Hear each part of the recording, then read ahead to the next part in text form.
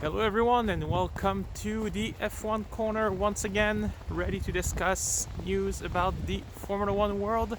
Quite a few big ones that came in early this week, so let's dive right into it. But of course, before that, remember to hit the subscribe button and hit the like button to make sure that you do not miss any news regarding Formula One. So, on our plates today, changes to the Formula One calendar already. We're only 12 days into 2021. And of course, the big news that Cyril Abiteboul will not be leading the Alpine team for the year to come. So, let's start with the calendar.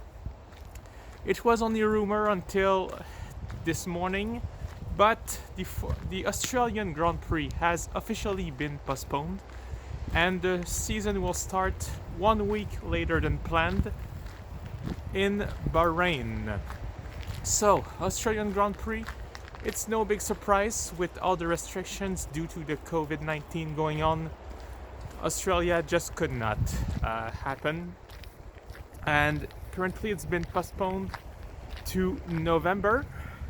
So we're gonna start the season in Bahrain, and after that, the other big one is that China is also postponed, but indefinitely. We don't have any dates for China, which usually should have come right after Bahrain. So instead, we are once again going back to Imola. It's gonna be a pretty cold weather in Imola for this time of the year, but it's gonna be a challenge for the team. So already the season is being thrown around and in shambles about what's gonna happen. The fact that we are adding Imola and that China has not been rescheduled already put a big interrogation mark as to how many races will we have this year, because if we reinsert China and Australia, that's not 23, that's 24 races. After Imola, it's not confirmed. There's still a race that is to be confirmed, but rumors are that we will be going again to Portugal in Portimao. And yeah, from that point, I think, we have 23 races scheduled, but it's still probably not final. Last year we were lucky to have 17 races, but a lot of the races that are currently scheduled are very doubtful to happen. That is why there is also many races in the second half of the calendar. I mean, after the summer break, we have 12 races in 16 weekends that are scheduled, including two triple headers, which is gonna be a nightmare for the team if it goes on as planned. But like I just said, many races unsure if they will happen. For example, Monaco, we don't know. Other races in the Americas, Canada, here in Montreal, the restrictions have been pretty severe in the last few weeks. Hopefully it will ease by summer, but I'm also very skeptic as to which my home Grand Prix can happen this year. Same for the US, the United States.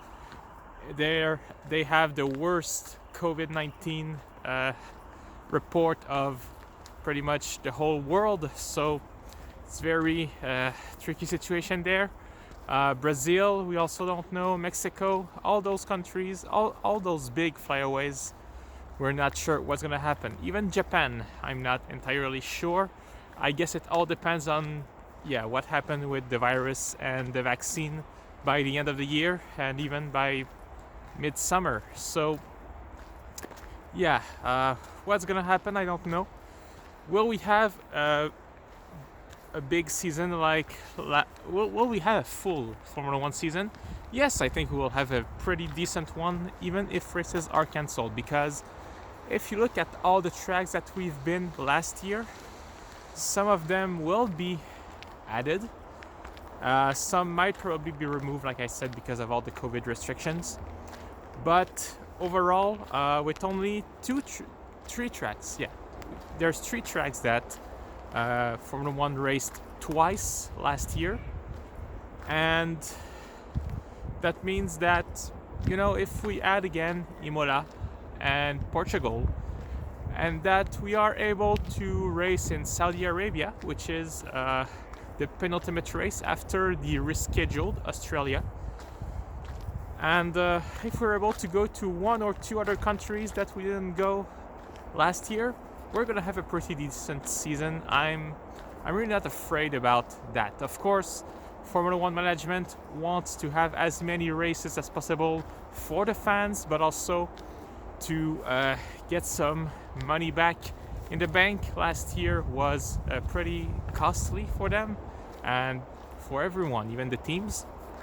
So that is why we currently have a 23 races calendar, but I'm pretty sure it is subject to change, and I'm recording this on January 12th. So if there are any other changes regarding the calendar, the links will be posted in the description. The other big news of the week happened on Monday, January 11th. Cyril Abiteboul, team principal at Renault until last year, will not be leading the Alpine rebranded Renault team. Announcement that came as a bit of a shock, since he's been with that team and helping them making progress for the last 5 years since they came back. But apparently the discussion happened at the corporate level. We know there was a bit of a reshuffling of the big names at the Renault Corporation, and among that, the new CEO of Alpine, Laurent Rossi, decided that Abiteboul was not the man of the situation. Instead, they're gonna bring in someone from MotoGP, Davide Brivio. Sorry for my mispronunciation. Davide Brivio, coming with a lot of experience from MotoGP. Not that much with Formula One, but what they are bringing there is someone who knows how to take a team that is at the bottom of a pit and bring it back to glory. In MotoGP, Brivio went to two teams that were literally falling apart and managed to make them champions, including with world famous Valentino Rossi. So they're bringing some big guns, someone who knows how to take a package, a team, and to turn it into winning success. But we have to question ourselves, why did they not keep Abiteboul? Did he do such a bad job? I don't think that's the reason, but I think, he's been leading the Renault project for since 2016, and what happened there is that they came in 2016. It was a misery season. They were expecting it. No shame there. Made steady progress.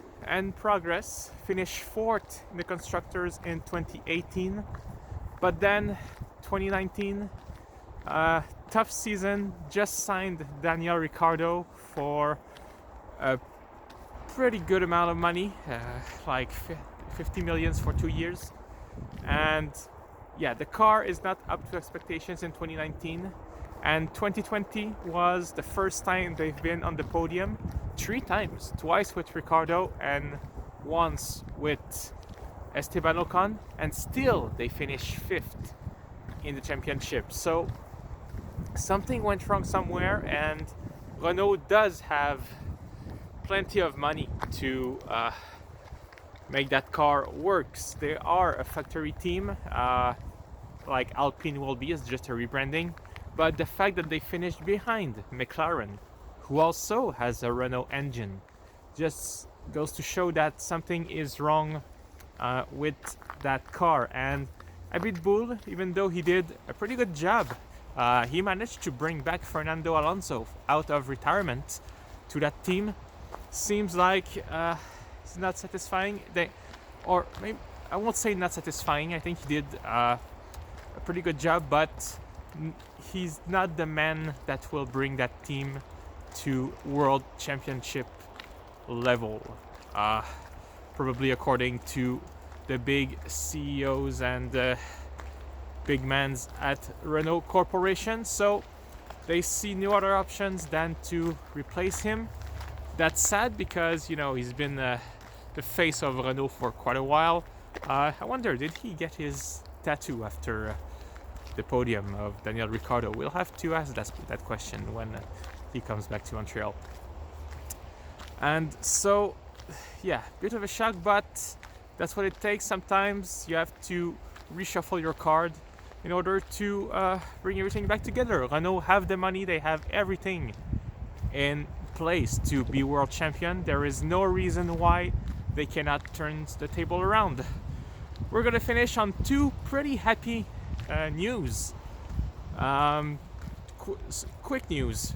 First one is Romain Grosjean finally able to walk without bandages on his hand after the horrific crash that he had in Bahrain in November. His hand suffered second-degree burns, and up until a few days ago, he still had to walk with bandages on his left hand.